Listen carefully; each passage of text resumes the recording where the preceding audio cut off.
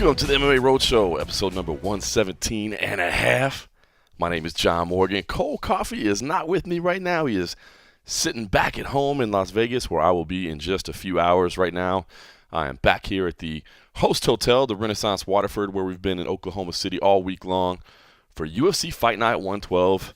Chiesa versus Lee, and I can tell you, I just walked into the lobby, and the lobby bar was shutting down, and everybody was kind of milling about there. And even a couple hours after it ended, the buzz is all about the main event. Was it controversial? Was it not controversial? What happened with Kevin Lee defeating Michael Chiesa by first round submission, a rear naked choke? And I gotta say, I don't know. Is that a cop-out? That's a cop-out. Man, here's the thing. This all comes down to the stoppage, right? Was Michael Chiesa out? Was he not out? Now, he insists I was not out. Definitely was not out. But, of course, your brain doesn't recognize when you're going out. And, you know, anybody that's ever done that, it's been kind of choked unconscious, the first thing you say is what happened, because you don't know what happened. And so I have no doubt in my mind that Mike has no idea if he went out or not. If he did, there's no way he could register it. But I gotta say that one moment where he stops fighting the hands, trying to pull him away from his neck, and it looks to me like his body goes a little bit limp, and he's got his arms kind of out there a little bit. To me, I think that's out. I think that's out. Even for just a split second, I think it's out. That said, I wish Mario Yamasaki hadn't stopped the fight. I wish he hadn't stopped the fight. I know fighter safety is important, and I'm hesitant to just bash Mario Yamasaki. I'm hesitant to say he screwed up. I mean, he's trying to keep fighter safety in mind, right? That's issue number one for him, fighter safety. And he sees a fighter going unconscious. He's not going to sit there and let him go fully out. I mean, what if Michael Chiesa flails his arms for a little while, you know, and he's out for an extended period of time, but it's just kind of out. Not all the way out. Is that good to let it go? If we're depriving his brain of the oxygen that it needs, and the blood flow that it needs, I don't know. I don't want to be one of those guys that sits on the fence, but I kind of understand everybody's point of view here.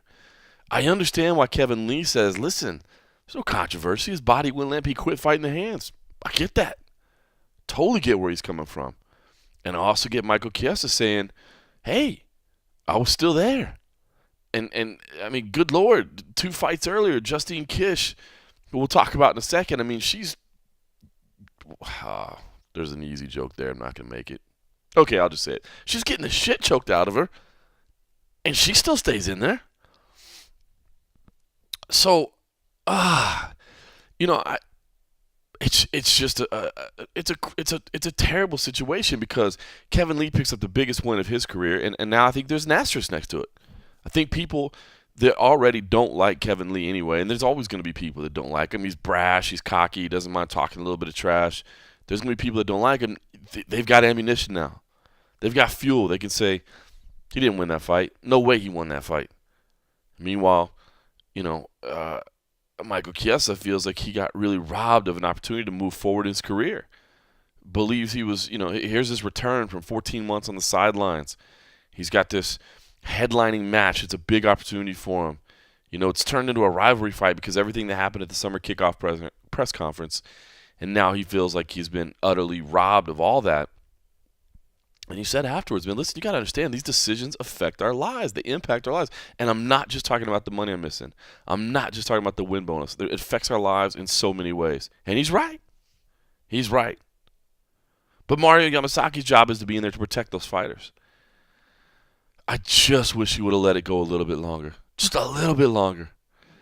I mean, we know that those chokes, you know, if monitored correctly, aren't causing anybody any permanent damage. It's not like an unconscious fighter who's getting beat on and taking big shots to the head. That's not happening. We're not worried about, you know, the brain damage and that sort of thing. So it's a bad situation. Michael Chiesa came in afterwards. He was dejected. He certainly didn't hold himself back. He says, listen, I'm going to I'm going to file a protest here. And you guys have been following MMA for any length of time. You know these protests never, ever work. And I think he knows that too. And he's not necessarily have high hopes for getting it done.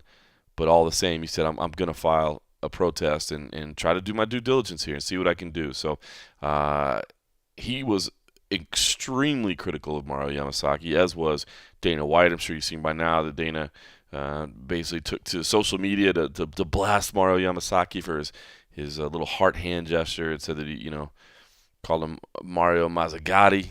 Of course, referencing Steve Mazzagatti, who was definitely not on Dana White's Christmas card list either. So, a shitty situation all the way around. We did talk to both main event fighters. There was not a press conference, but they did roll by the press room, and we did get a chance to talk to both of them. Let's start with Michael Chiesa. There may be an F-bomb or 17 in here. And he kind of apologized later and said he wishes he'd been a little bit more eloquent, but he was certainly pissed off. So here's what Mike Chiesa had to say after the loss at UFC Fight Night 112. So there's a couple of things you probably want to get off your chest given the controversy. I mean, we all saw it. The frustration was evident. What's your take on that? Do you want the PG version? Can you give it to me? Fucking bullshit. I mean, let's just be honest. We saw 2 fights ago, Justine Kish was getting strangled for, 2 minutes or something like that? I don't here's what's frustrating is you put a guy who's just swirled in controversy in charge of a main event. You realize that this affects our lives. And I'm not talking from a financial standpoint. I don't care about the money. You're talking, I win this fight, I go into the top 5. I'm on the brink of a title shot, and you've seen the guys I've fought. I've fought the best grapplers at lightweight, the best, and they've all had my back in round 1, and I've gotten out every single time. Okay, I've studied my film on Kevin. It's a palm-to-palm RNC, an arm pump choke. I fight the hands when he's going RNC, switches palm-to-palm, shrink your shoulders in, flex your neck, get your elbows in. When he loosens up, you elbow down, turn in. I saw it with short time on the clock. I went to what I know, and the next thing I know, the fight's getting stopped. This is the main event. That's JV bullshit. I mean, that guy's too focused on being some kind of playboy in front of the cameras, making his little heart logos. Maybe he should go back and read the fucking rule book. And I'm not trying to sound like a poor sport, but it's really hard to be positive right now when I've been striving for this main event spot. And I get it, and I just feel like I just got fucking robbed. You know what I mean? It's hard not to feel that way. And, it's like let's put away the opportunity that got taken away from me. I mean, now Kevin got a win. Technically, he's got a win over me. Swirled in controversy. That's taken away from him. And then the fans. You think the fans want to watch a main event on a Sunday night end like this? No. You know what I mean? It's just pathetic. I really feel like this is just like a shitty dream. I feel like this is like between the Joe Lozon fight I had and this, I'm like... Have you had a chance to watch the replay yet? Because I think the one thing that everybody points to is there is a moment where it looks like your arms go a little bit limp or something. Have you seen it yet? I watched him. I literally watched him come in and reach, and I was already like, no. You know what I mean? Like, I was fully coherent. And even at that, you let a guy go. If I'm going to go out, you let the guy go. You know what I mean? For real. I mean, if you know Kevin Lee and you've seen his fights, go watch his fight with Al Quinta. You see the choke he had Al in, palm to palm, same one I was in. See how long Al was in it? What happened? Al got out and won. Do you think maybe that you were a victim of Mario, stopping fights too late recently, and he maybe was like, I gotta get on top of this one? No, I think it was just a case of Mario just being a very poor official. I mean, that's just plain. I mean, that doesn't validate anything. Okay, so he's trying to make up for late stoppages. So now he wants to do early ones? Hashtag bring back Josh Rosenthal. For real. Let's get some real good officials back in there. Let's get Dan Mergliotta in there. Let's get the good officials. Keith Peterson. Why wasn't he he was there tonight. Why wasn't he my official? Why do you stick a guy like Mario Yamasaki in the main event slot in any case? Could you imagine if this was like a world title fight? Imagine if this was Conor versus Tony Ferguson and Conor's fighting off a choke and all of a sudden it gets stopped early. You know what I mean? I know that this fight wasn't of that magnitude, but let's put it in perspective. there's something has to be done about it. And we're gonna seek due diligence. You know what I mean? There really is bullshit, and chances are it's not gonna get overturned. But I'm not gonna go down without a fight. In best case scenario, I get a fucking rematch in Detroit. I'll fight him in his own backyard. I'll fight him right now. I'm ready to go rounds 2, 3, 4, 5, the rematch. And when I beat him, we can do a trilogy. Let's do it. I'm ready. You know what I mean? If you're gonna beat me, beat me. Period. He didn't beat me. Your message and his is pretty clear about, Detroit. You mentioned earlier, is there something going on in Detroit that is unofficial that we don't know about yet? And, is that something you really want to push for? Or get it done? Dude, I'll push for a rematch in, I don't even know, Tibet. I don't care where the rematch is, but I know he wants to fight in Detroit. He ain't getting the Khabib fight. I'm your Huckleberry. I'm right here. Let's go. Let's run it back. And if you think you really beat me, then beat me again.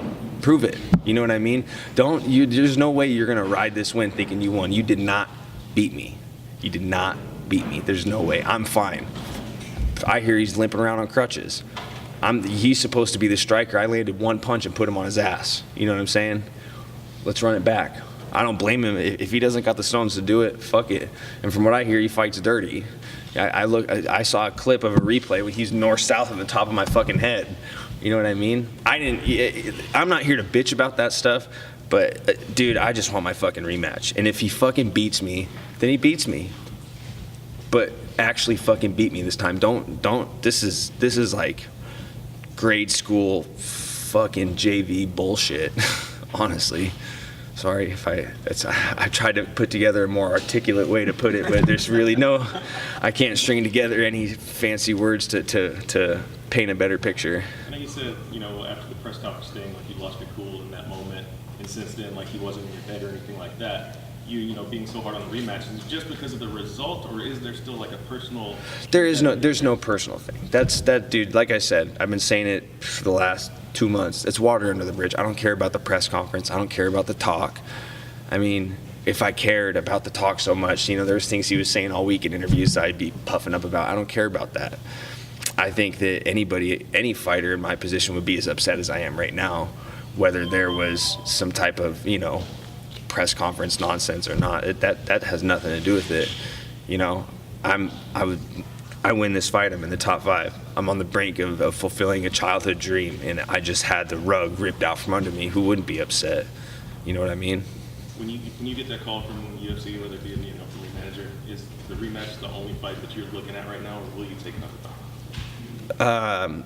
Honestly, I'm going to campaign hard for the rematch. Why not? I mean, listen, people want to see hyped fights. People want hyped fights. They like, the press conference was, to me, stupid, but that's what the fans want to see. Strike while the iron's hot. And the iron cannot be any hotter right now. This whole thing that happened tonight, on top of what happened in Dallas, it would be pretty foolish on behalf of the higher-ups in the UFC to not put this fight together. I already called Dana. I already talked to him on the phone. You know what I mean? He had some very choice things to say about Yamasaki. I'm sure you can imagine. But I mean, this is it. You want hyped fights, that's what they want. They want entertainment. They want entertainment. Hey, fighter, you need to be more brash. You need to be outspoken. You need to get people watching your fights. Well, guess what? What else do you got to do to make people want to watch this fight? Let's run it back. I'll finish the job. And then when I finish him, I'll give him a trilogy fight, and then I'll bury the hatchet. I'll beat him 2-1. But the difference is I'll beat him twice. I'll beat him, and I'll let Yamasaki actually be the ref both times. And his poor officiating won't even be able to fucking do anything to the results, because I'll make it very definitive. Is it safe to say that until you hear otherwise, if there's gonna be any preparation, you're gonna be preparing for this rematch? And if it doesn't happen, how devastating is that gonna be for you? Yeah, I haven't thought that far ahead.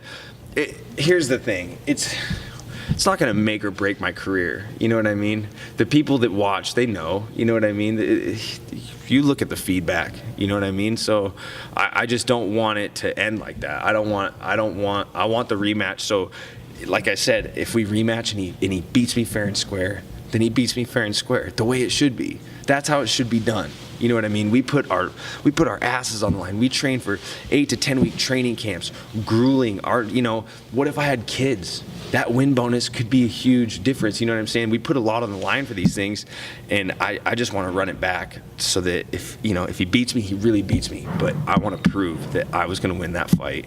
I want to prove that I got robbed, and I want to prove Yamasaki that he's so fucking wrong. That he can't even see straight. It's just baffling. Will you be filing any kind of protest? Yes, absolutely. I'm sorry for interrupting you. We will be talking to the Oklahoma State Athletic Commission. We will seek due diligence on a few of the matters that happened during the fight, and I just think that's the right thing to do in this situation. This is kind of one of the worst, in my opinion. I mean, I'm a huge fight fan. I watch a lot of fights, all the way across the board, from the B leagues to the top of the pyramid. I've watched all sorts of fights, and even though I haven't seen the fight, this feels like the worst stoppage ever. I mean, I don't know how else to say it. It's just, yeah, guys. Why can't I just get beat fair and square? I'm serious. Let's just be honest. Why can't I get beat fair and square? The only guy to beat me fair and square is Jorge Masvidal by a second. I get fucking robbed in Massachusetts, Connecticut. I get robbed in Oklahoma City.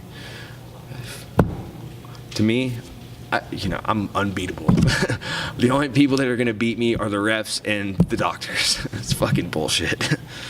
So Michael Chiesa, understandably emotional, wants the rematch. I like his reasoning. I like what he says. Controversy sells, right?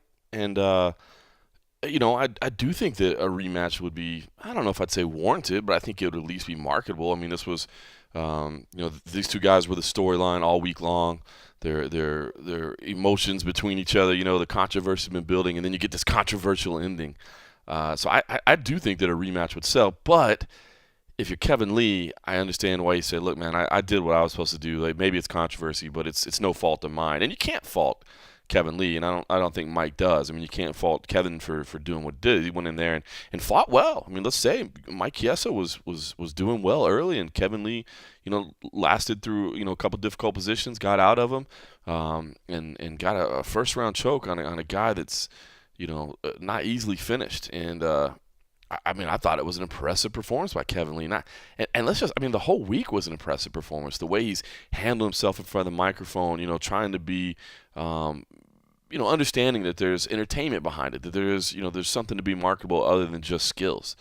And he gets it, and he's trying to bring the whole package together. And, some people aren't going to like him, totally understand that, but he gets it. He's outspoken, and I think that's what you have to do in this sport if you want to get paid, right? I mean, if you want to matter, that's the whole thing. It's just don't be a person that nobody cares about. You got to give people a reason to care about you, even if they just want to see you get your ass kicked.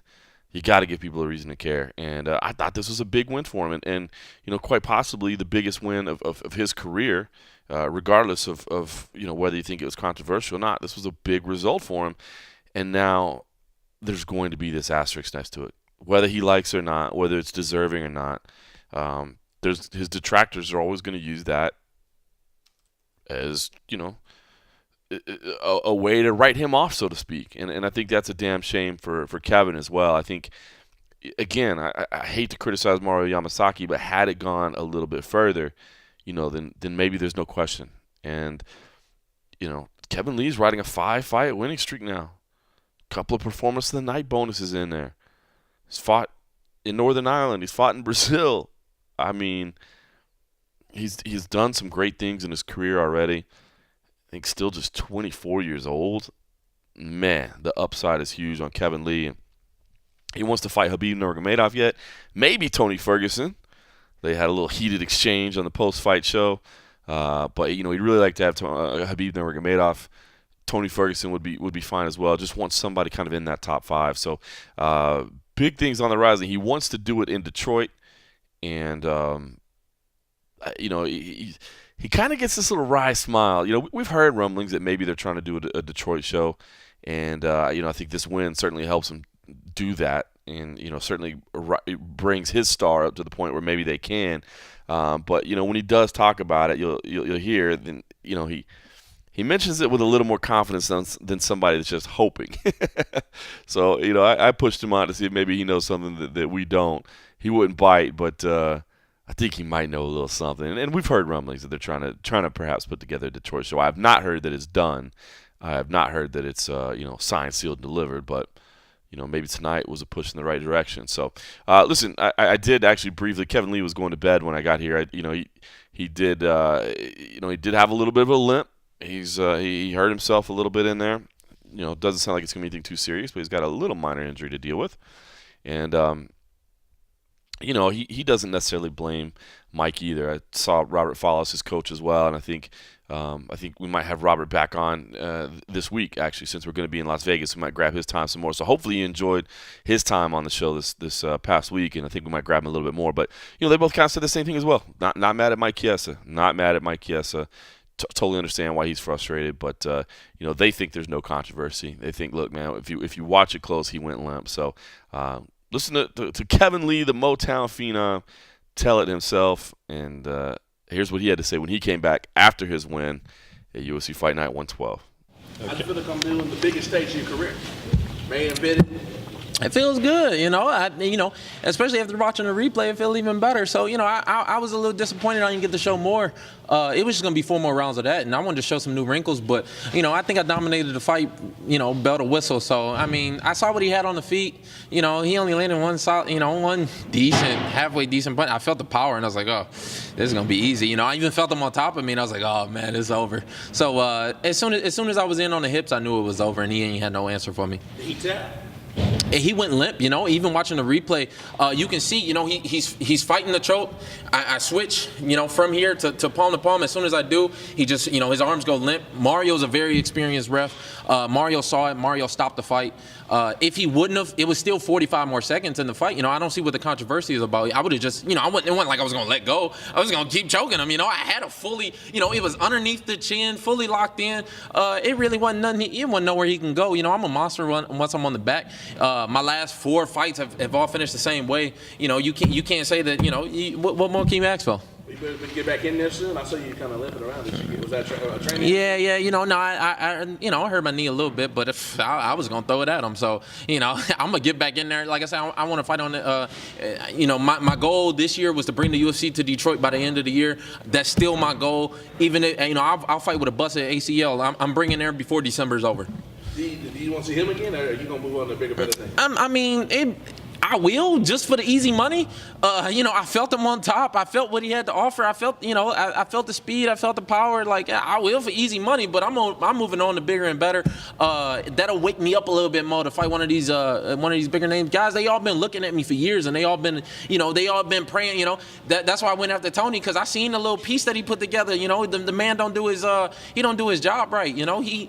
He talking about I train at Mayweather 7 days a week. I ain't trained one, you can ask my trainer. I ain't trained once there this camp. I turned him down to train with Mayweather to get ready for this. So the man needs to do his job better. All those guys at the top, they've been watching me. They've been praying on my downfall. They don't really want to see me because they know I'm coming for him. So I'm still on his head. I'm on his head. I'm on Khabib's head. I'm on Barboza's head. I'm on all of them. So I'm after him, and that's what I want next. I want Khabib next. But if Tony or Barboza want it, we can get it in too. Final question for me is 2-part question. Is there anybody in the top 5, including Conor, that you fear? And give me a breakdown since you brought up Mayweather. How do you think the Mayweather-Conor fight gonna go? Man, I'll break down each one of them fights and tell you how I'm gonna win them fights against each one of them guys. He was number 6 in the world. This win puts at me at least at number 5. The only guys you got above me are Conor, who's booked up, Nate, who's not fighting nobody. Then you got Khabib, Tony, and Barboza. So either one of them 3 guys that want to get it, the other 2, they off doing whatever they doing. Congrats to them, make their money. But I'm trying to make my own money. Let's make a real money fight happen here. I guess Tony and Khabib want to run it back on a fight that's fell through 3 times. I don't think nobody else is looking forward to that build up for that fight again, just for it to fall through again. They obviously don't want to fight each other. Let's move on to bigger and better. This is a new new generation. Let's get it popping. Like, let's either do that or, like I've been saying before this fight, open up a 165 division. It can be me and Khabib for that #1 contender spot. Or, you know, you got a lot of guys from 170 that can come down and fight at the 165 division. You know, you got a couple guys that'll go up to 75, but let's make the 65 division happen. You know, me and Chiesa both stepped in the ring tonight. I'm 181 right now, sitting here. You know, we can bust out the scale, so it don't even make sense for me to fight at 55 again. I will if that's my if that's my only option, but I'm pushing for the 165 division. We didn't get to see the back and forth with Tony because it was on the post-fight show. We didn't get to see it, but we certainly saw social media reacting. So, I mean, I guess what was the genesis of that? And, I mean, would you prefer that fight now that maybe there's a little heat? I saw the little write-up that he did, you know, on predicting who won this fight. And the man obviously don't know what he's talking about, you know what I mean? Like I said, he said that I train at Mayweather's, you know, doing the Mayweather shoulder roll style 7 days a week. And I ain't trained there once this training camp, you know what I mean? I turned them down, and Mayweather's going to pay me good money to spar with him. I turned them down to get ready for this fight. So, I mean, obviously, if he's going to be doing rolls like that, then the man needs to do his job better. He need to do his research. He talking about he ain't seen me wrestle. We wrestled at the same goddamn college. So, I mean, you know, like, if you want to get these guys, I think even Chiesa underestimated my wrestling. But as soon as I was in on them hips, he was going, you know, he even said that how did I feel about Chiesa DDTing me, you know, and I got him in the air. I don't understand how Chiesa is slamming me and I got him in, you know, it don't make sense. These guys, they all just praying on my downfall because he been watching me ever since, you know, he been watching me for a long time. So, of course, he gonna pick me to lose, you know what I mean? Because he know I'm the real fight. He'd rather fight Chiesa, too, because that's easier money. But, you know, I guess that's, you know, smart money is easy money. Chiesa did have a couple decent positions early on. I mean, did you feel any danger? Was the fight going okay? Like I said, I hurt my knee and I slipped. So you just tweaked it? Yeah, but I mean, it was just a slip. And as soon as I felt him on top, I was like, oh, this is going to be a little easier than I thought it was going to be. You know, I was giving it a little more respect. But, you know, again, it was just going to be 4 more rounds of the same thing happening. If anything, I was going to beat him up more on the feet. I think I was much more polished on the feet, much quicker. I think he only landed one decent left hand. And once I felt the power of that, I was like, oh, baby, it's over. I'm just going to walk through these punches. So, you know, he was going to have to do something to get some respect out of me. People are saying it was a controversial ending. I know at the time you couldn't see, you were on the back, so you're not sure. But you have seen the replay. I could feel him go limp. And again, like, you know, the choke was underneath the chin. So, I mean, it wasn't like I was going to let go. You know what I mean? I was just going to choke him harder. If anything, it wasn't going to stop me. So, I mean, I don't really see what people are saying. You know, it wasn't like it was only 10 seconds left in a round even. You know, it was still another 45 seconds. It was going to be more of the same. So, I don't get it. But I guess people are going, of course, people, you know, this is his hometown. You know what I mean? The crowd was against me from the beginning. Of course they going to boo. Of course they going to say it was controversial. But it was going to happen either way. I know you say, you know, there's going to be people that just never like you, but they're going to respect you. You feel like you earned some of that respect tonight? I think so. I mean, and I'm going to keep doing it. If not, then I'm going to just keep on at it. This match, you talk about it was going to be very easy. And Dallas told us that it was going to be, you know, walk in the park for you. Surely it was. Felt like you did everything you wanted to do. Was there any credit, anything that you saw that you want to give him credit for? Yeah, I mean, I never said that. Yeah, I took one thing I did do. I took Chiesa very, very seriously. He is a very, very tough fighter. If you watch his fights, the man knows. You know, he never quits. You know. My game plan was to break him physically before I did mentally. I don't really think he can be broken mentally. It's going to take a lot for that. So I took him very, very seriously. And that's a very, you know, you even watch like our open workouts, you know, we move different. You know, he's very awkward. He's kind of a throwback to MMA. But you can't underestimate that. You know, you can't overlook that because even with those really awkward, you know, his footwork's terrible. You know, he does a lot of things wrong, but he does them in such a way that he can whoop your ass. So, you know, if you overlook him and you try and take him lightly, I think that's what Beneil Dariush did in his last fight. And you see, I mean, the man's gonna keep pushing. He's gonna keep coming with them real awkward, you know, slow. They're a lot slower than you think they are. So the timing's a little bit different. You know what I mean? So I took him very, very seriously, and I trained for this fight. That's why I'm a little disappointed. I wanted to go out there and show more fight. I trained for this fight very seriously. I was ready to go out there and fight for 5 hard rounds. Would you say the animosity, the build-up up to the fight, that get squashed today, or do you think that there's future, you know, that here going on? I didn't really have no animosity towards them, you know, like that's just the way I am, you know what I mean? I talk shit and I fight. So I was going to talk shit, win, lose, or draw.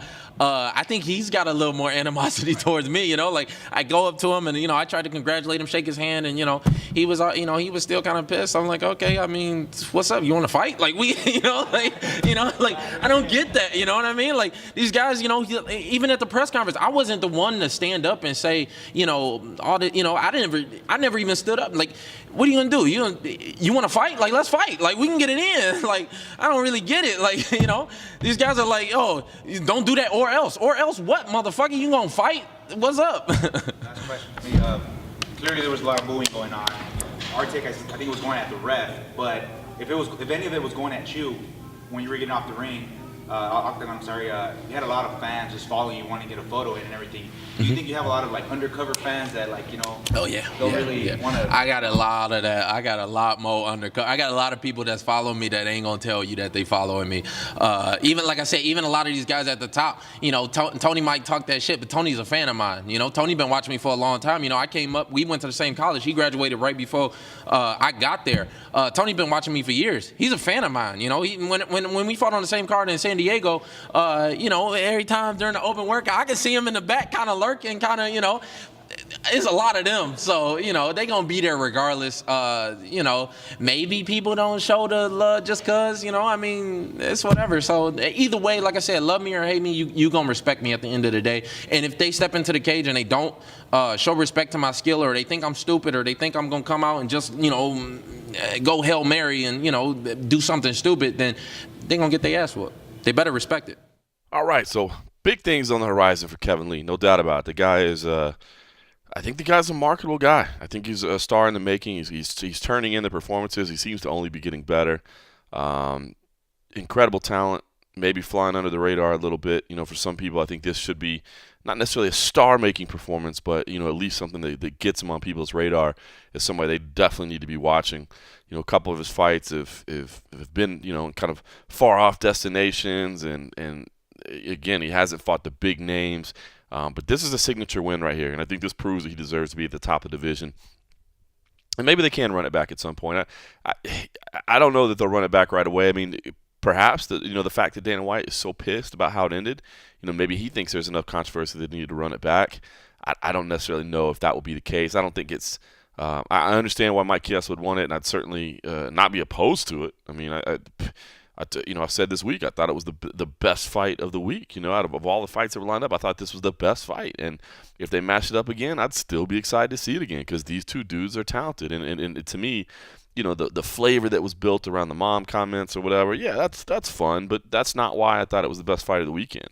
It's just because you have two really talented young fighters that I think both still have great futures. Chiesa said, "Look, this will not define me," and he's right. I mean, this is not going to make or break his career.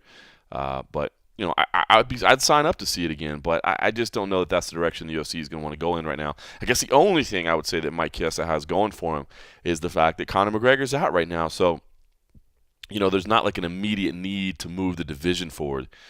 You don't necessarily have to clear out these contenders. You can have a couple of them lining up because everybody's kind of waiting in the wings right now while Conor McGregor is off doing his thing. So, yeah, man, it's I just think it's unfortunate, and again, I pause to say that I saw a lot of people. Mario Yamasaki sucks.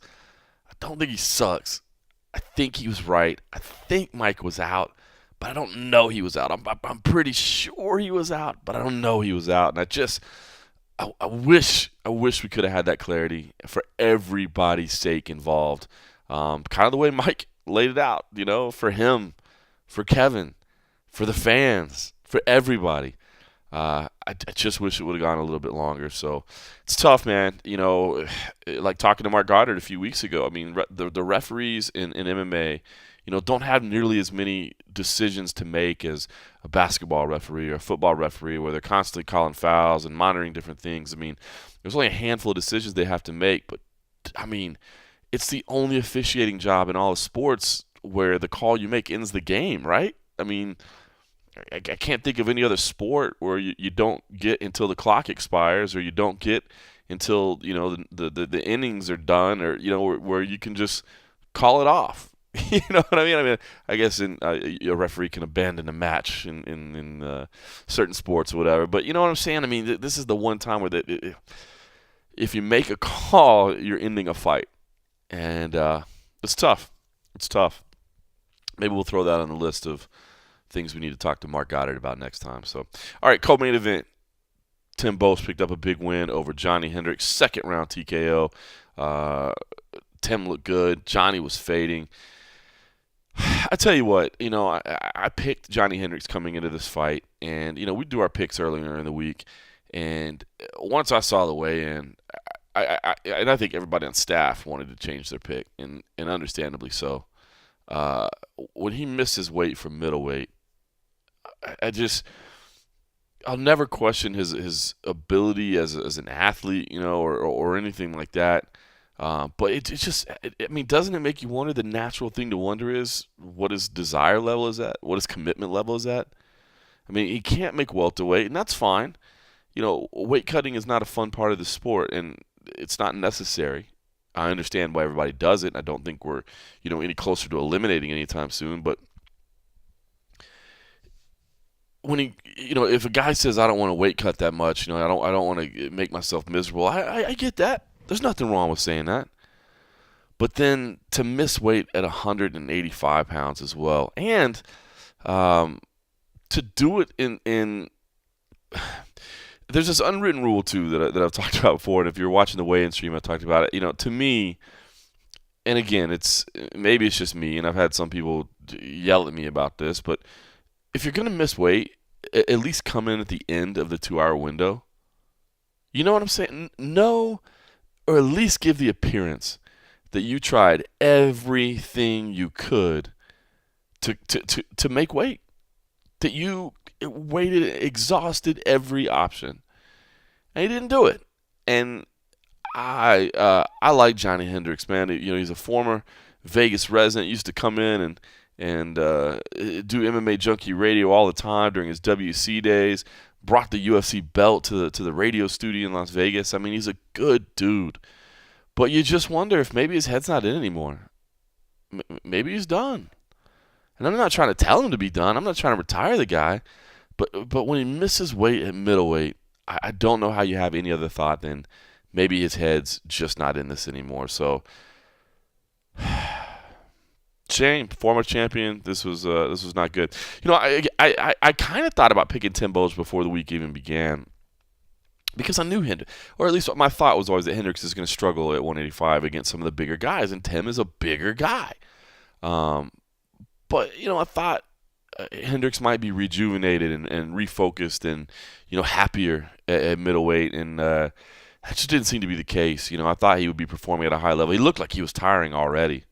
And I don't want to take away from Tim Boetsch and not act like he had something to do with that with his performance as well, because he looked good. He was on point, and he said that the game plan went exactly as he expected. Yeah, I just frustrating. So credit to Tim Boetsch picking up the big win, and listen, he did not hold back. Tim's a polite guy. He's not a trash talker by any stretch of the imagination. But when asked about what he thought when Johnny Hendricks made weight, he did not pull any punches. Tim, a big win for you, and like I said, the opportunity to fight a former champion was big for you. So what's the emotion like after a victory like that? It's very exciting, but to be honest, more excited that I went in and executed the game plan exactly how we had envisioned it, and I'd actually thought that we would get the opportunity to throw that head kick in round 2. I didn't know exactly when, but I saw the opportunity early, and there it was. Break it down. What was the game plan exactly? I wanted to go out there and chop that lead leg. I know that he, just from watching all his videos, he hasn't really changed that much. There was talk of him, with a new striking coach, and he was cutting angles and lighter on his feet. So I was interested to see if that's what I was going to see when I got in there with him, but it wasn't. He was still heavy on that lead leg and loading up that left hand, which I think everybody knows to expect that from Johnny at this point. And the solution to that is chop the heck out of that front leg. I was throwing the teep to the body. That's one of my favorite kicks. I've got away from it for a while, but it's back. And that just sets up the head kick then. And it works perfect against southpaws. And as you see, there's the result, head kick knockout. got to ask you, what did when he missed weight? What were your thoughts? I mean, kind of unprofessional, but I would think maybe you're like, oh, fine. No, very unprofessional, but fine. I've been fighting at much heavier weights than this before. But we had joked about that in camp. Somebody said, what are the chances of him missing weight at this one? And I said, I don't really care if he does. And I jokingly said he might. And then when Marcus came to me the morning of the weigh-ins and said he was going to miss and not even attempt it, we still had a couple hours or an hour and a half left at that point. It's like, oh, all right, I guess we'll see how this goes. If he's not willing to cut a couple extra pounds, kind of speaks to his professionalism. But he's a former world champ. You can't take that away from him. He'll always have that title. And for me, it was just a great opportunity to get in there and test my skills against him. There was definitely some points in there. He threw that left hand, whiffed by my face a couple times, real close, didn't touch me, but I knew that that's definitely not something you want to get hit by.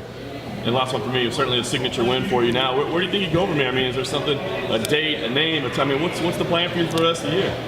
Whew, I don't know. The way my shin's feeling right now, I want a little bit of time off. But I'm the type of fighter who will answer the phone, whenever they call. I don't have anybody specific picked out. I think the UFC does a pretty good job at making fun fights. I know this was a fun fight. I always like walking out and having a bunch of people booing at me and telling me I'm going to get knocked out. And, they're having fun trying to bust on me. But I had an idea of exactly how I was going to go tonight. It felt good to execute. This weight, obviously you've seen it in the past, you were joking about it in camp and stuff. When you actually miss the weight, do you get more confidence, like saying, this is going to be an easy night to be off? In a way, yes, because I had seen some stuff online, not that I look on, actually Marcus saw stuff, I don't even get on there and look around, but he said that Johnny had been weighing out after practice at 189 or whatever, so I don't see any reason why he didn't make the weight other than just a lack of discipline, and really, maybe he was taking me lightly, I don't know, but anybody who does that probably should rethink. All right, the featured female bout in the evening, Felice Herrig picked up a unanimous decision win over Justine Kish. I thought this was a fantastic performance. Felice Herrig on a roll right now, has had her critics, has had, those that try to, denounce who she is as a fighter. Certainly she's never been afraid to market herself via social media, and I think some people have, taken the way that she handles herself there, the cute pictures or whatever, that sort of thing, and kind of written her off. But she's on a roll right now, and I thought this win was impressive. I mean, I thought beating Alexa Grasso back in February was impressive, and now beating Justine Kish, who Justine Kish is a monster. She is a beast in that weight class, a physical specimen. I think she's really a flyweight who just has found a way to cut down to strawweight. I picked Felice Herrig coming into this fight because I just felt that the grappling game, I feel like her grappling improved. I thought she's a more well-rounded fighter than Justine Kish, to be honest with you. I kind of, what we saw, I thought is what I saw playing out in my head. But spending time around both of them this week, I was like, oh, man, it's the size, the strength, the power of Justine Kish, and her analysis of her own weaknesses and the things that she needs to improve. Very impressive. So this was one where I thought, John, you might have this one wrong. Not that I don't get a lot of them wrong. I think I'm still in last place in the picks. I'm making improvements though. I was below 500 for a little bit. That is ridiculous. Below 500. We've rectified that situation. So I'm not trying to act like I never get anything wrong, but you kind of have expectations or anticipations, but spending time around them, I was like, I don't know. But I thought this was a gutsy performance by Felice Herrig, and another big win for her, even though it went to decision. And how in the hell did she not finish this fight in the third round? My God. Justine Kish deserves all the credit in the world, because the choke that was on was, I literally have no idea how she got out of it. It was amazing to watch. Just guts for days. So very impressed, very impressed by the toughness of Justine Kish, and I think there's still some upside there. I think she's a 125er. We talked about it earlier in the week, and she said, I can make it. I feel better. I'll think about it in the future, but I got the strawweight thing down. She did make weight. Felice Herrig had said, listen, I expect her to make weight, or maybe we don't fight. She did make weight, no issue. But I think she's a natural flyweight, and I think she'll be one that benefits from moving up a little bit and not having to drain her body. So I think we'll see her do some good things in the flyweight division. But a big win for Felice Herrig, and a gut check type win for her. And I tell you what, she was incredibly emotional afterwards. It's something I think you almost need to see to really get the power of it. So I put it on YouTube. She was brought to nearly to tears. I mean, she was fighting back tears, to be honest with you. Matt Wells, who's been on the show before, he was back there with me. Just a handful of people that were back there with me all night, and he kind of asked her a little bit about it. She said like, she doesn't think she's getting the push she deserves in the UFC. She's afraid that they're not gonna push her and not gonna give her. Basically what she said is that she feels like the younger, prettier girls are the ones that are getting the opportunities right now. Which, I would probably take that as a target at Paige Van Zandt. Maybe I think that might be where it's targeted at. But she basically said I just feel like they're never going to reward me. You kind of heard a little bit in her post-fight comments where she said she's not calling people out anymore because she doesn't get what she wants anyway. So what's the damn point? I think there's some frustrations right now, and she's fighting probably better than she ever has in her entire career. And you look back at the people that she's lost to in her career: Paige Van Zandt, Tisha Torres, Carla Esparza, Barb Honchak. I mean, these were legitimate talents. Her early career, which she'll straight tell you, she knew nothing about, grappling or anything like that in the early days.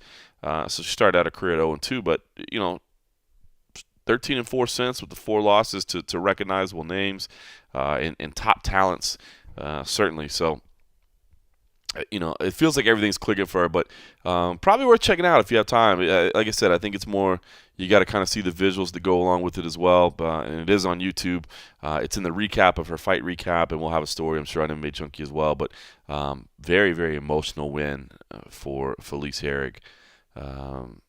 Yeah, and be clear, she went on to say, look, I'm not trying to take a shot, because somebody asked her, local reporter was like, hey, do you want to send a message to Dana White or whatever? And she's like, no, listen, I'm not trying to make it like that. I'm not trying to, create some kind of beef. I'm just saying I feel like maybe I don't get the same opportunities as I would if I was younger and prettier, which is a tough way to think. I mean, all the stuff you got to do in your fighting career to be successful in MMA, and then you got to worry about how your looks might factor into it. Not fun. All right, another rising star, perhaps, Dominick Reyes. My God, 29-second mauling of Joaquin Christensen. What can you say? I mean, I tweeted afterwards. I'm like, the good thing, I was working in the back tonight. I was not out there on press row. I was, doing the camera work in the back, and I said the good thing about it is, back there when you accidentally yell, "Oh shit," nobody says anything, and I did. When he landed that left hand, that just obliterated Christensen. I mean, that straight left down the. Oh my God.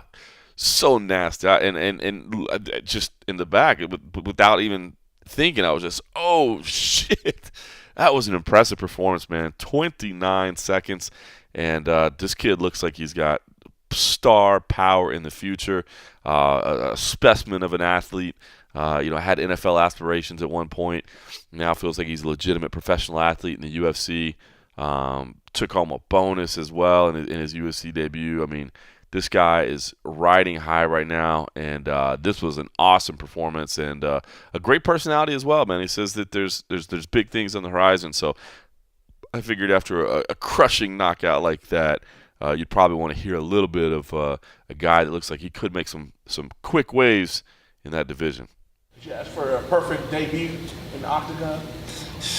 That would have to be it. I mean, perfect debut right there, coming out. Knockout in the first round against a guy who's never been finished. I mean, a lot of hard work went into that one. I mean, I know you got to still be pretty emotional right now. But what is the feeling right now? Every fighter's dream to come in, I think, and make a debut like that. Yeah, it's definitely a dream come true, big time. I mean, not only as a fighter, but as an athlete, period. I was kind of shunned by the NFL, and now I'm a legitimate athlete in the world of sports. It means a lot to me. I had quite a bit of emotions earlier when I came in the arena. Teared up a little bit because I'm finally here, It's been a long road, and I'm finally here. And that energy, that fire was able to help me to stay composed and finish the fight. I know you're no stranger to first round finishes, but I mean, did you think I'm going to be able to come into the UFC and I'm going to get out of there in 30 seconds? Oh yeah, I'm just kidding. No, I did. Like, that's not something I was like, yeah, I'm gonna come in here and knock everybody out. Like, I'm gonna grind, I'm gonna work hard, and I'm gonna outwork guys. I guess I'm gonna snipe guys, you know. And I'm a dangerous fighter. Anywhere, at any moment, I feel like I can finish the fight. So that's something I feel like I bring to the UFC. You took a shot and kind of smiled at him. Is that kind of what was going through your head at that minute? And I mean, did you realize like, oh, this guy's got nothing for me? No, it was all right. I was like, all right, let's fight then. All right, like, it's hard to explain when I really enjoy it. There's a little sickness inside of me that really enjoys it. When I get hit, it turns it up. It's telling us like, all right, now we're really playing, and that's really what it was. It was just excitement to be there. It like knocked me back to the ground when he hit me. It was okay. We're fighting. All right, and that's what happened. And then I turned it up. Talk about the finishing sequence if you could. I mean, it looked like you thought about maybe throwing the high kick and then you came back on the left hand. I did. I jabbed him and he came back, and I was going to throw the high kick, but he put his hands up. So I read it, and I just fired the two, and it landed directly on the button. I mean, I saw the replay, and it was like picture perfect. I mean, everything I was thinking happened exactly at the speed that I wanted it to happen at. My body responded perfectly. And you talked about the quickest punch that you've landed, like it literally knocked him off his feet. Like, when you did that. I actually knocked the guy out in 9 seconds before, same punch. But yeah, against a legitimate opponent. I mean, every opponent I have, I respect and is legitimate. But in the UFC, I mean, he's 14-5. He's never been finished ever, and I mean, I cracked him clean with that one. You talk about your blood, is that Latino blood, that La Vida La Loca? Oh yeah, man, living La Vida Loca, man, feeling a little crazy. I mean, yeah, it's the Latino for sure. As soon as it's that love to fight, that fight inside of us, that it's a very special thing for a fighter to have. Do you think that left hand be able to draw you some fans and kind of get you a following? And how does it feel to be put in the whole 205 division? If they didn't know your name, they know about that left hand at least. Yeah, I mean, I hope it brings a following. I mean, everybody likes to see a knockout artist, but not just a knockout artist, somebody who has precision and skill with it. I didn't just wing it, I threw it laser right down the middle.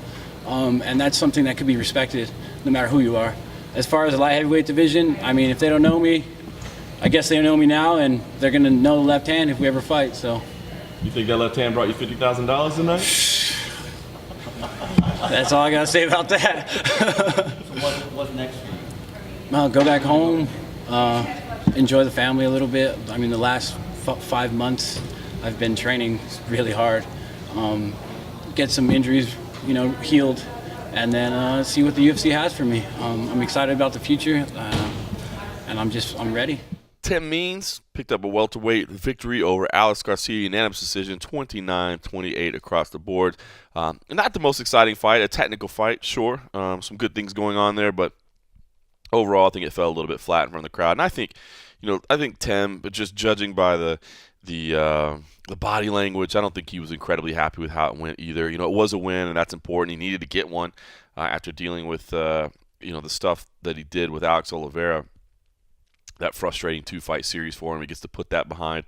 He did reveal afterwards that he was injured, had a pretty serious injury going into the second fight, but took it anyway. Went down to Brazil, didn't pull out of the fight. He said he got it checked out by the UFC doctors. He wanted to make sure that they knew about it, which is probably pretty good insurance for your career. It's I know Joe Silva used to be huge about not taking fights if you were injured, because he's like, the last thing I want to hear is some excuse, that. Well, I didn't perform because I was injured, because So he was always saying, like, dude, just don't take the damn fight if you're injured. Just don't take it, because I don't want to hear it. Well, it sounds like Tim, let the UFC know that he was injured, but he was going to try to fight through it, and it didn't work out very well for him. Now, he went out of his way to say, he's like, I'm not making an excuse, but I was unhealthy, and behind the scenes, everybody knew it. So, did say it just felt good to be healthy again, felt good to get 3 rounds in, and said that he wouldn't mind facing Alex Oliveira somewhere down the road a third time to kind of maybe even the score a little bit. He did say he doesn't want to go to Brazil to do it, but maybe they can meet over in Europe. And You know, I don't know if Poland's too far off in November or something. That's a ways out, but I mean, those two guys are going to be put on an exciting fight anytime they come together, right? I mean, just the way their styles match up, it's going to be fun. And I think traveling the world like we've been doing lately, I think the things you find is that in the regional markets, they want to fight. They want to see their local guys, of course, but they don't want to just see their local guys. They want to see some people that they've seen on TV. They want to see some stars from the UFC from other countries that they wouldn't get to see. That they've never seen fight on the regional stage. That they've never done. So I wouldn't see it being a horrible idea to put Means Oliveira 3 together and put it on a European card, maybe an Asian card. Who knows? Something like that. I mean, I think it would be fun. I'm sure Alex Oliveira is probably happy to move on as well, but. I don't know. I think it's something you could put together. There's some story there. There's some history there, and especially with Means saying he was hurt. Now there's some interesting new information as well. So it wouldn't be the worst thing ever. Dennis Seaver picked up the majority decision win over BJ Penn. I was a little surprised it was a majority decision. Thought it would be a unanimous decision. I had picked Dennis Seaver. It's another one too. I'd picked Dennis Seaver coming into this fight just because I felt like there were question marks around BJ Penn. The Yair Rodriguez fight to me told me nothing about BJ Penn. That was just a matchup that I don't think many people understood to begin with. You got this young stud, against an aging legend. It just didn't tell me anything. You know what I mean? This was a fight that told me something. And, I'll tell you what, though, this week, speaking to BJ, and it wasn't the hard sell, BJ. You know what I mean? In Arizona earlier this year, man, he was trying to sell us. It was like we knew he was selling us something, but damn it, he gets speaking, and it's captivating, right? But this wasn't a hard sell, BJ Penn. This was just him keeping it real. But man, when he weighed in, I don't know if you guys saw the video or the pictures of him on the scale. I thought he looked really good. In fact, I even told him afterwards. He came by after the weigh-ins. And just said hello real quick, and I was like, bro, you look in great shape. He's like, right? He's like, I don't look fat up there. I look like I'm in shape, right? He's like, it's Marinovich, bro. He's like, he got me back, and I'm like, okay. And that was one in the same way that I wanted to change my pick on Johnny Hendricks because of how he, the way he looked on the scale, but in a negative way. BJ Penn had me question myself. I was like, oh, I might have screwed up here. Picks are locked, so I couldn't change anything. But it didn't go that way tonight, and it's a shame. BJ faded bad in the third. I mean, credit to him. I mean, I thought Dennis Seaver looked good. Dennis Seaver was prepared for this fight, and BJ still flattened him in the second round, which was awesome. I think that's a little jolt of electricity through the building. Just, oh my God, he still got it. What's he gonna do here? And ultimately, he faded in the third round. Seaver actually came in afterwards and said, and he was going through a translator, and I think some of it, I don't know if some of it was kind of a little sarcasm, a little humor. He said that actually, being knocked down actually gave him a little chance to rest and to kind of get a little bit of extra energy in his tank for the third round. So, I don't know if that was his attempt at a little bit of humor, but he said that helped him rest up, and certainly he pulled away in the third round. BJ Penn was taking damage and just faded, and it's tough, man. BJ says he still loves to fight. He still has passion for the sport. Got to respect that, but I don't know. I mean, I feel like we do know more about BJ Penn now. We know he's never going to fight for a title again. We know he's not on the level of elite competition. He's still got natural abilities, right? I mean, that guy is still a fighter at heart. And maybe there's some matchups you can make, but I don't know that there's going to be any matchups that are, truly enticing for the fans. I don't know. I think there's still some fights to be had, just in name recognition alone, and if that's what he wants. I mean, certainly again a guy that you could bring to Europe, a guy that you could bring to Asia, a guy that some people. It's still cool, man. It's still cool. It's still BJ Penn. It's just like watching a 40-plus-year-old Anderson Silva. Like maybe he's not what he once was, but it's still Anderson Silva. And there's something to be said about still BJ Penn. It's had he gotten mauled again like he did against Yair Rodriguez, then maybe you go, nah, man, I can't see this anymore. But he didn't get mauled. He did get outworked, and I thought it was clear that he lost the fight. So I know that he's not, ready for elite competition anymore, but, I think there's still some fights. I just don't know if there's any fights that, are pay-per-view worthy, or they're necessarily going to satisfy, your hardcore fan that just only wants to see the best fights.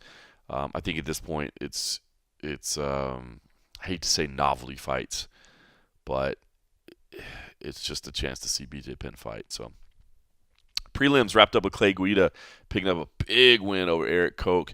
And Koch looked good this week as well, man. I thought physically he was in great shape. Looked to be well prepared. Talking to some of his coaches, he was mentally dialed in. Everything was good. And Clay Guida just came in and beat him. Simple as that. Just came in and beat him. I thought Guida looked absolutely fantastic. Just honestly one of the best performances of his career. And vintage Clay Guida, right? The move back up to lightweight probably had something to do with that. I mean, he's always got energy, right? But man, on the scale, he looked ripped. Man, and just impressive performance. I mean, this is what you expect to see out of Clay Guida. And can't say enough about the performance. The crazy kick that he had there, the scorpion kick, I think some people were calling it. That was fun to see, but it was really just the bread and butter. And Justin Buchholz afterwards was so fired up. He was like, "Clay Guida's my hero, man." He was funny, and Justin's funny, man. He is so proud of that team at Team Alpha Male, and he feels like they don't get the credit they deserve. Justin Buchholz, said, "Listen, if you just bet underdogs, Team Alpha Male, you'd be a rich man by now because, I feel like we're an underdog every single time out." And Clay had nothing but good things to say. But Clay also said, "Listen, watching the Bellator show, watching Fedor Emelianenko made me realize, I don't want to fight when I'm 40. And he's 35 right now. So I don't want to fight till I'm 40. I don't want to be doing that. I want to start transitioning to being a coach, to helping our athletes develop, that sort of thing. I'm almost out of it. And I don't think retirement is imminent. He's 50 pro fights into his career. 14 years in the sport, pretty damn incredible. I don't think he's saying he's ready to walk away now, but I think he was definitely saying, look, I see the end coming. So, yeah. Just a great performance, I thought, from Clay Guida, and I thought a very honest and kind of inspiring interview after. So here's what Clay Guida had to say when he came to the back. Well, I guess just go ahead and tell us how it feels, man. I know you had a couple disappointing losses, and to come in and get a dominating win like that, I mean, what's the feeling right now? Dude, it's been a long time coming. 2 freaking years, man. I think, Fairfax is the last time we won a fight. So it doesn't seem that long, maybe in the eyes of other people, but myself, it's I wouldn't call it a losing streak, but my brother told me, momentum, just staying active and putting wins together in the same year and being able to get in there every few months, just, you start building momentum, and having a couple of years without a victory, some tough fights, it kind of, I guess you could say it throws you off a little bit, but it's nice to get back in the winning ways, stronger, faster, more confident than ever, and back at 55 where we belong, I guess. It might have been your best performance, ever. That was just incredibly dominant. But I wonder, during those losses, was there ever any part of you that thought, man, I've been in this game, 50 fights, 14 years, maybe my day passed me by? I try not to, think about it like that, because as long as I'm having fun and I feel like I'm improving, there's always going to be those bumps on the road. You know what I mean? The greatest fighters, in the world don't always get their hands raised. One of my heroes last night, Fedor, the first time that I saw him lose in forever against Verdun, I felt like it took me 2 or 3 weeks to actually believe that, Verdun triangled him or armbarred him. I couldn't believe it, you know what I mean? So even the greats, have a bump in the road once in a while, and I never look at it as maybe, it's a young man's game, because I'm still young, man. I'm in my mid-30s, and the scientists do studies. They say the male is in their peak in the mid 30s still. You know what I mean? And I feel like I'm at a very strong weight class again, very competitive, but I feel as strong as I ever have. And I'm improving with the coaching staff at Team Alpha Male, and we're getting better every day out there. You touched on going back to lightweight. You think that's where the rest of your career lies? That's where I've had the most success. I think maybe the 45 thing was maybe a pride thing for me, just to say I knew I could make it. I knew I could stay there and be competitive. But I beat some good guys. I lost to some good guys. I think it was more of for me. It was kind of a wrestler's thing. I can make the weight. I'm stubborn. I wrestled 149 in college. I can make 145 and be tough there. But being tough isn't always the right thing, the right recipe. Winning is the right recipe. So 55, I feel great. I got off. I woke up at 155 and a half for weigh-in day. I didn't have to do anything except walk around to jump on the scale. So that's awesome. It makes sense. The last thing for me, I got to ask you one thing: the fight, the kick in the opening round, where scorpion kick there. I think people were calling online. What was that? Where did it come from? It was probably nowhere near, but I felt like his head was right there, so I tried it. How far away was I? 2-3 feet? It looked like it almost landed. Okay, I couldn't tell. I was like, oh, and then I tried it again, and I was probably further off. You guys can't see my face. No, you guys can't see my face down there, but I was laughing at myself. I'm like, why not, And then I was thinking about the old John Jones when he goes to a single and then does the spinning back elbow, but he's a whole different freak of nature. I don't want to give up my back, willingly. So it was something I tried. Video game stuff, But it's in that second round. Once you came off the second round, it was like, he couldn't take that pressure. Did you feed off that? Yeah, because I actually had the first round maybe going his way because he kind of stopped 2 takedowns. Well, I mean, they were close, but I had him to the fence, but I wasn't able to really solidify a takedown. So I was like, okay, I got to do something now, because it was pretty even. But to me, if you don't get the takedown, you stop it. That's more points for the guy that counters him. So then I knew I had to get my stuff going. And then once we buzzsawed him in a second, I knew follow the recipe, get him to his back again, and he's slick. I've seen him choke guys. He's got a funky grip, but once he fell to his butt, I knew we just had to jump on. I don't mount guys. These guys know in practice I'm not good in the mount, and I thought he was going to bump me, and towards the end, he ended up getting me off him at the last 10 seconds, but I knew we had to fight in the bag, so it was tough. How much did you experience the fact that you're better in the game and the fact that you've made strides, you ain't got the W's or so come into play? That's a good question. I knew once we hit the second round, I was just like, okay, we got this. Just be smart. Don't get crazy. Don't start, dropping your hands. Don't get sloppy. Don't get careless. Stay in there. Keep working the stuff coaches were telling you. Get into the fence, get him down, and get the W. I was trying to get him out of there. I was trying for the head and arm choke. I was landing elbows and knuckles to the side of his head. But he's tough, man. And my final question for me, expand upon it, because I'm one of the people that cover UFC and boxing. People understand, regardless if you're Mayweather or Fedor, it's a young man's game. And talk about that. Absolutely. I was thinking last night, I had to look back at when they showed Mitrione and Fedor, and I'm like, how old is he? I was thinking like 42, and they're both 40. You mean Till and Vanderlei? Fedor's 40. You know what I mean? But that dude, he's timeless to me. You know what I mean? I think he can fight anybody, but I don't want to be doing this when I'm 40. You know what I mean? I love Fedor for being the man that he is, and I feel like the dude sits in the locker room and plays cards in his jeans with his feet up, eats a 12-pack of donuts, and then they say, all right, Fedor, you're on. He just jumps up and goes out and, and fights. And to me, that's just awesome. The guy's like he's a master. It's not for everybody, but I don't want to be fighting when I'm 40. I want to be, coaching and helping, coach wrestling and things like that, and watching all these stables of fighters we have, improve. But it is a younger man's game. All right, Marvin Vettori picked up a unanimous decision win over Vitor Miranda. Marvin Vettori, the Italian fighter who has relocated to California to step up his game, so to speak. I told you guys going in, I thought this would be a fun fight stylistically. It wasn't the greatest fight of all time, but you knew it was two guys that were going to go kind of trying to stand and bang, and two trained kickboxers. So it was a good fight. Marvin Vettori, unanimous decision win.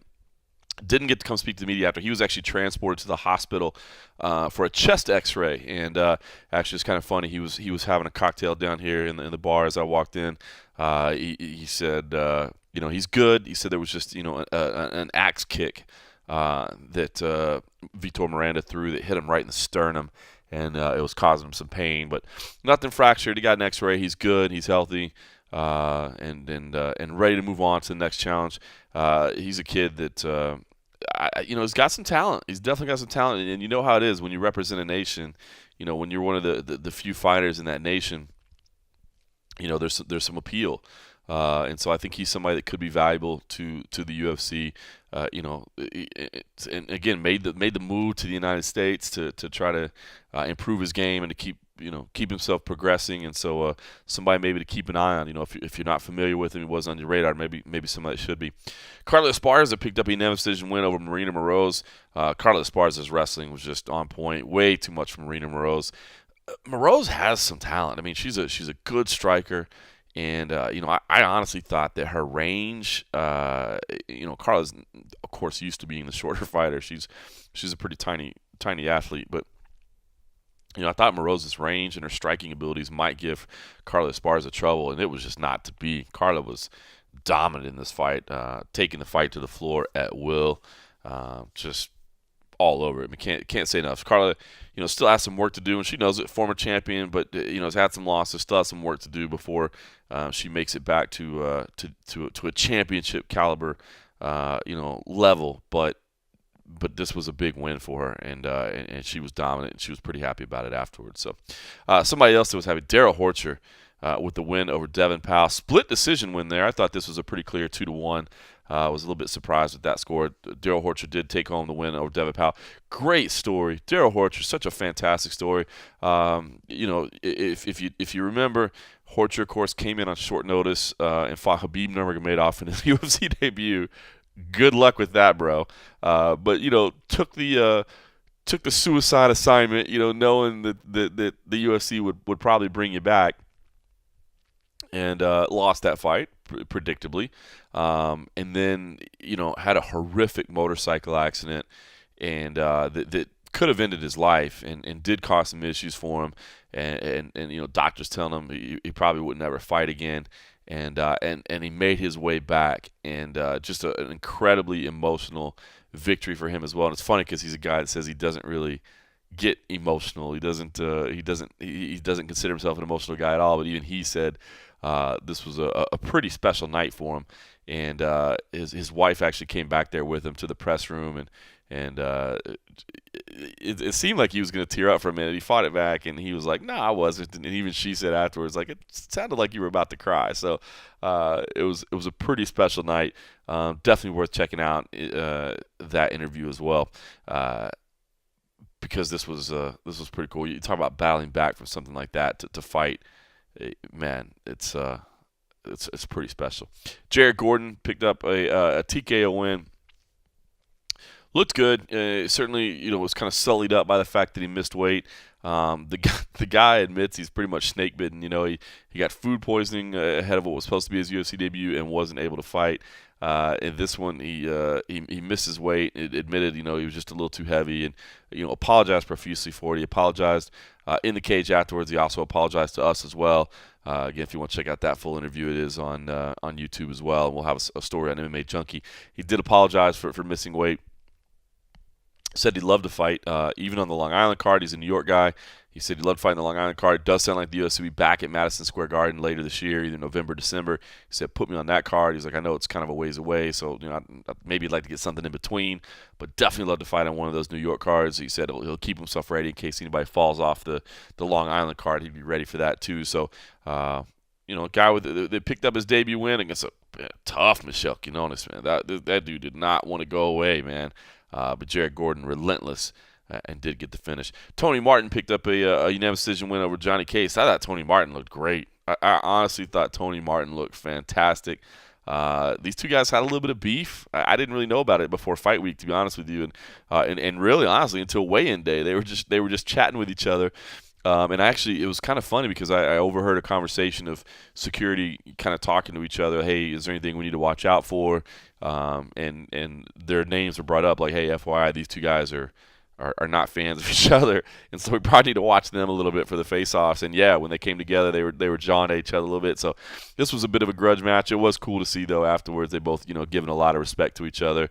I love this. I love that part of the sport, right? Two guys that absolutely hate each other, but you go in there and bang in the cage for 15 minutes, and suddenly you punch all that anger out of you, and you get some respect for the guy that stood on the other side of the cage. So I thought that was pretty cool to see. But I thought Tony Martin looked really, really good here, and a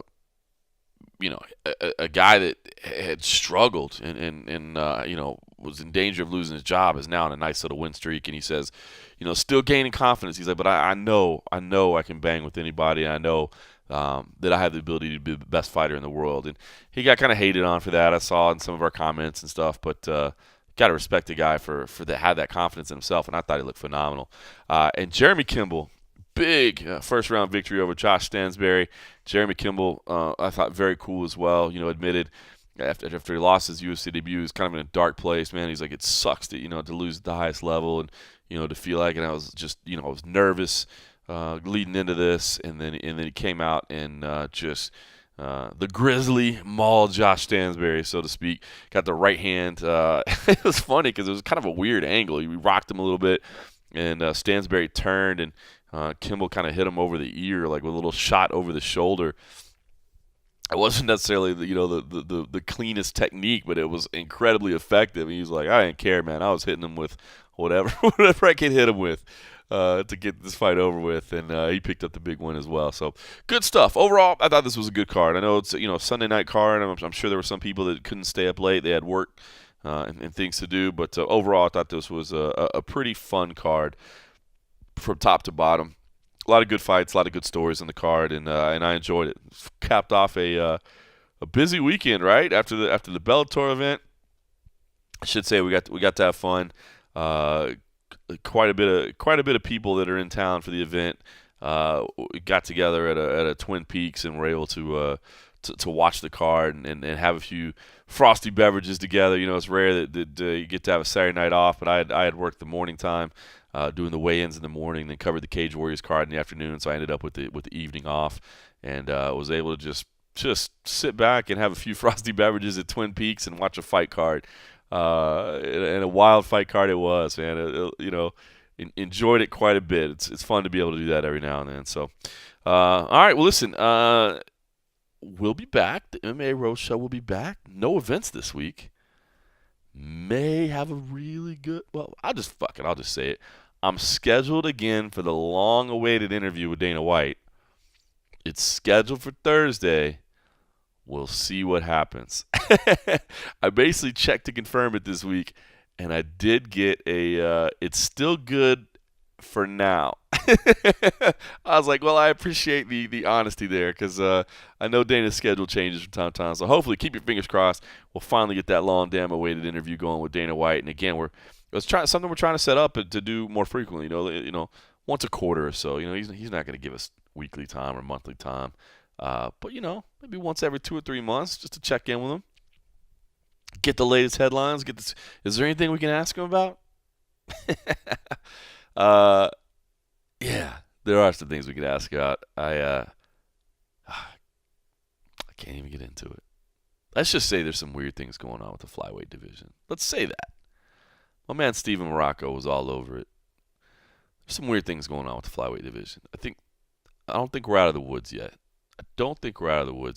And that's all I can say right now because nobody will go on record. But nobody will go on record denying that there's stuff going on. So how about that? If there wasn't anything going on, you think people might want to go on record and be like, that's stupid. That's crazy. And they're not doing it.